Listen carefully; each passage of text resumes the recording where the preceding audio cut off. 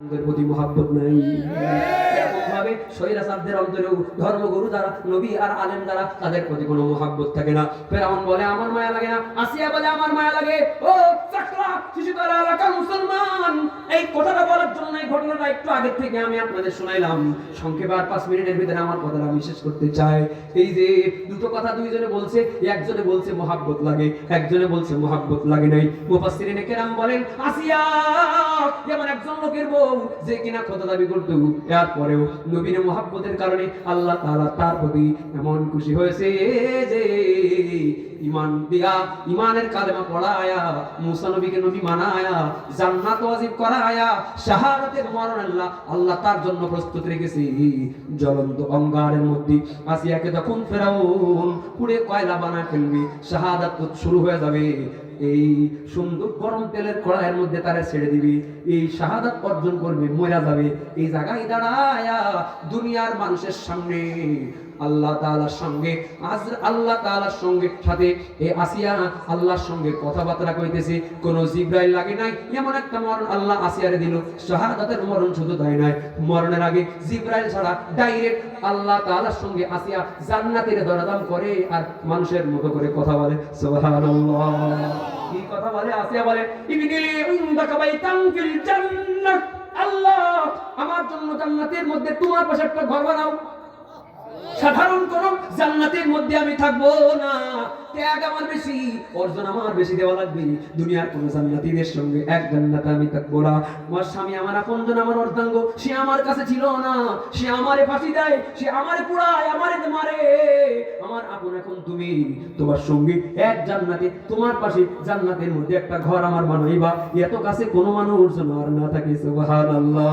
মালিক তুমি জান্নাতে, তোমার পাশে আমার একটি ঘর বানিয়ে দিও, একটি ঘর বানিয়ে দিও। মারহাবা। ওদিকে ফেরাউন যে বলছিল আমার মায়াটা লাগে না, ঈমান আনার কারণে, নবীর মুহাব্বত করার কারণে আসিয়ার মরণ সম্মানিত মরণ হয়ে গেল। আর নবীর মুহাব্বত না করার কারণে, নবীর সঙ্গে শত্রুতা করার কারণে আল্লাহ তাআলা ফেরাউনের কেমন জিল্লতির মরণ দিল। রাজত্ব আছে, রাজত্ব এখনো যায় নাই। রাজত্বর কারণে অন্ধকার থেকে চোখে যা মুখে আসে তাই বলে ফেলে। স্বৈরাচার ক্ষমতা থেকে চলে যাওয়ার পরে বলছে যদি পোলা পান করে রাজাকার না কইতাম তাহলে এই পরিণতি হইতো না। তোমার একটা কথা বলার সময় সামসাগুলোর কাছ থেকে একটু জিজ্ঞাসা করার দরকার ছিল যে এই কথা কওয়া উচিত কিনা। তোমার তো প্রত্যেকটা নিঃশ্বাস ভাবগতি নিয়ে বলার দরকার ছিল। ক্ষমতার কারণে অন্ধ হয়ে গেছো তো, বাচ্চাদেরকে যখন রাজাকার বানায় দিয়েছো, তখন এই বাচ্চারা কে কোন দল করে, কে কোন তরিকা করে আর দেখে নাই। বাবা মার জনসাধারণ, ছোট বড় বাপ মায়েরা ছেলেদের শিকল দিয়ে ঘরের মধ্যে রাখতে পারি নাই, সবাই রাজপথে চলে আসছে। স্বৈরাচারের পতন হয়ে গেছে।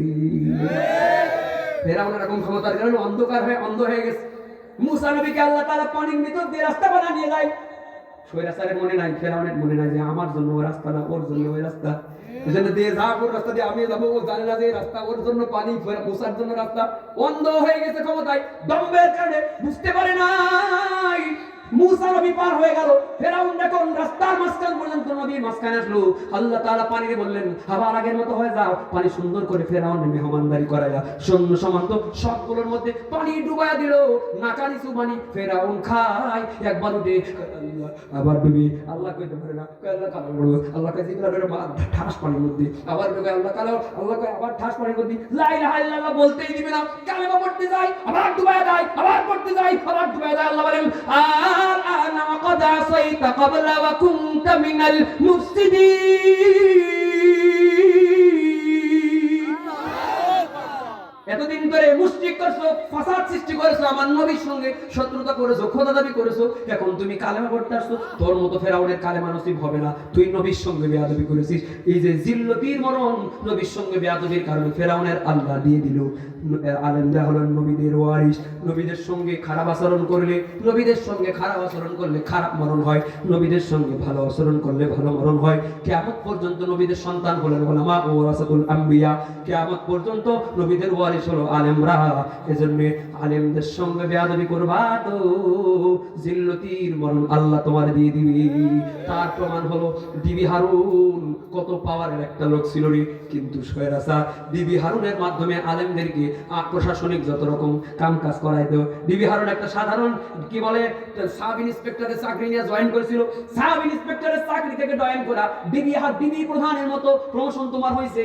এক একটা আলেম পিঠায় আর এক একটা প্রমোশন হয়, এক একটা আলেমের সঙ্গে বেয়াদবি করার এক একটা পিঠায় মনে করতেছে আমার প্রমোশন টাকাইকে আমি কি না কি হয়ে পড়ছি, আলেমের সঙ্গে বেয়াদবি করবা। যে কারণে আল্লাহ তাআলা শয়রাচারের পতনের আগে বিবি হারুনকে পৃথিবীবাসীর সামনে ল্যাংটা বানাইয়া ইজ্জত মাইরা দিছি।